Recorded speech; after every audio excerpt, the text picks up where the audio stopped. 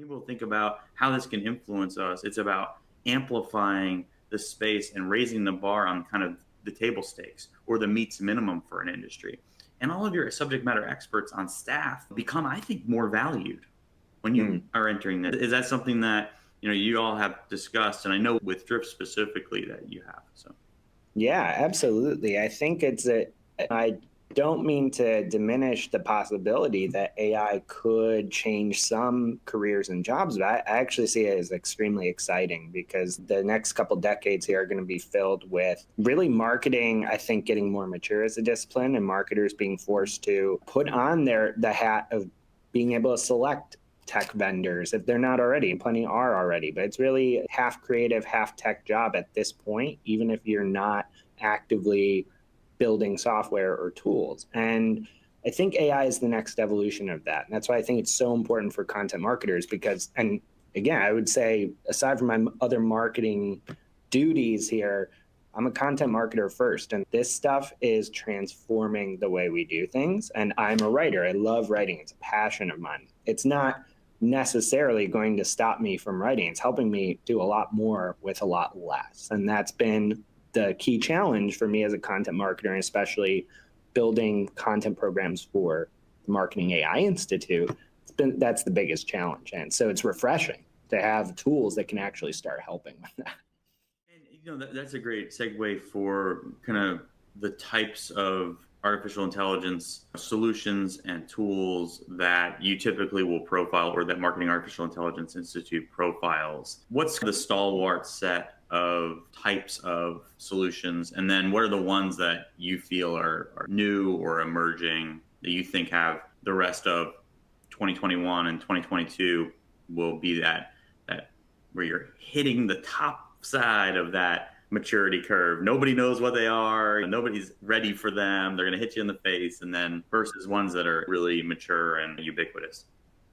Yeah, that's a great question. I think in content marketing especially, we've been pretty surprised and astonished by the level of growth in the last few years. Like, we started the Institute in late 2016. In the first couple years, our main use case was, how can we use AI for content marketing? And at that time, MarketMuse was definitely one of the leaders in the space, and still is, and has matured in an incredible way.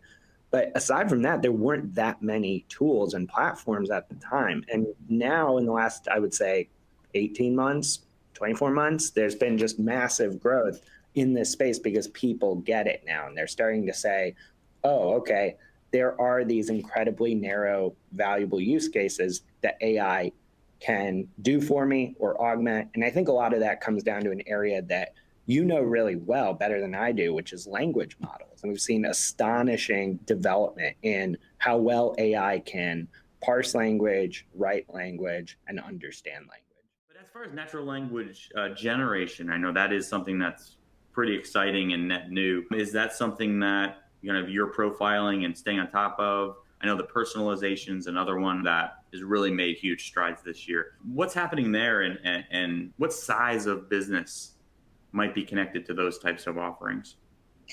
Yeah, so natural language generation, or for anyone that's not familiar with the term, the ability of a machine to automatically generate text, for instance, or audio, that is a huge area of AI. And I truly think we've seen some incredible strides in the last 2 years. We are actively using tools like, I believe MarketMuse has capabilities in this area. We use a tool often now called Hyper, which has capabilities in this area, where we're actually able to generate snippets of content, both short form and long form, that are original, that sound like a human, and that can augment what our human writers are doing. The fact that's even possible with kind of high fidelity today is not something that was possible when we even started the Institute. We were literally trying to figure that out. And now today, we're getting to the point where we may, in, 3 to 5 years, have, you can click a button and you have an article written for you. I'm not sure. Like, it's moving that fast. And now that sounds a little scary to start. Again, I'm a writer. Is it going to put me out of a job?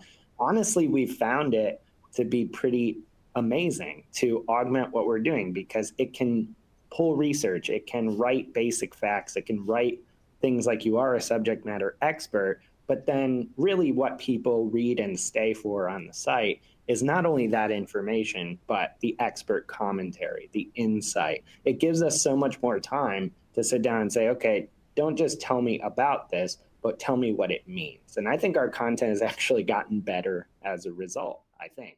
Oftentimes people think AI is just something enterprises can use, but that's not true. So from a content marketing perspective, I would strongly advise anyone in a content role at a small business to start by auditing what you're actually doing in a given day. And it sounds simple, but a lot of times people say, oh, I create content. Yeah, you do, but there's about 10 or 20 things that are individual elements of that process that you want to write down and document. And even if you never adopt AI ever, this will be really helpful, trust me. So sit down and say, okay, I come up with blog post ideas, blog post headlines. I write blog post outlines. I do research.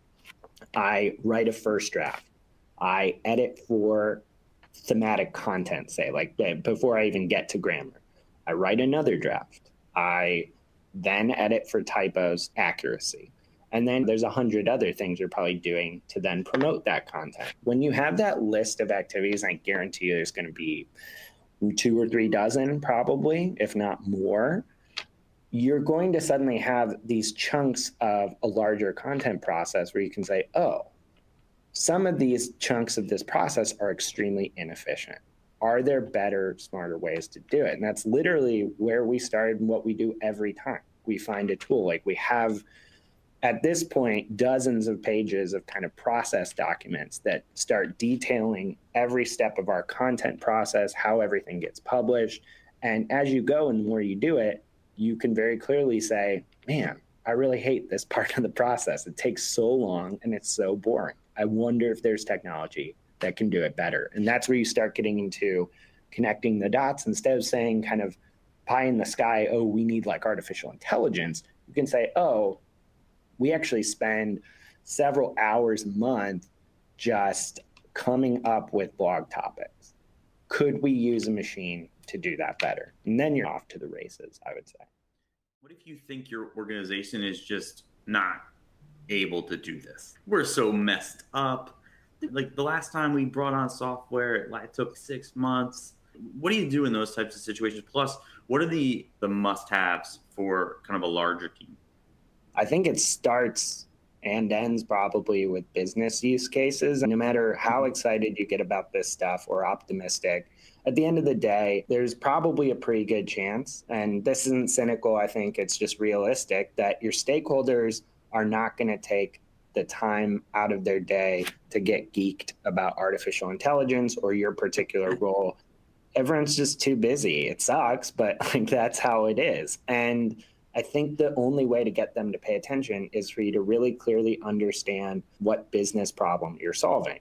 So if you're saying, hey, those tone edits are actually taking our team an hour and a half for each post, and we're writing 20 posts a month, whatever that math is, 30 hours, then you suddenly start to be talking in a language that others can get behind. Even if that's not your main priority, I'm not saying the bottom line is always the only consideration, though it's the key one, but that's how you have to frame the argument for this stuff. And I would say that's super important, but also start really small. Like we, as a small business, have a little more flexibility, even though we don't have as much money. We have the flexibility to say, okay, that tool's like $30 a month. Let's just go. I'm just going to whip out my credit card, sign up for it, and try to write a post with it. Nobody's going to stop me. Like I don't even have to ask anyone. So it's a little different, but that's why I would upfront keep it really simple. Try to solve one thing that there's a business use case for, and don't bite off some huge project, because it's like any technology implementation. It's going to be complex. It's going to take a lot of time to get a lot of people on board. So start with small wins and small pilots and small use cases that you can do that make things 1% better. Once you start doing that, once you get a little momentum, then people are going to start to loosen up a bit and listen more.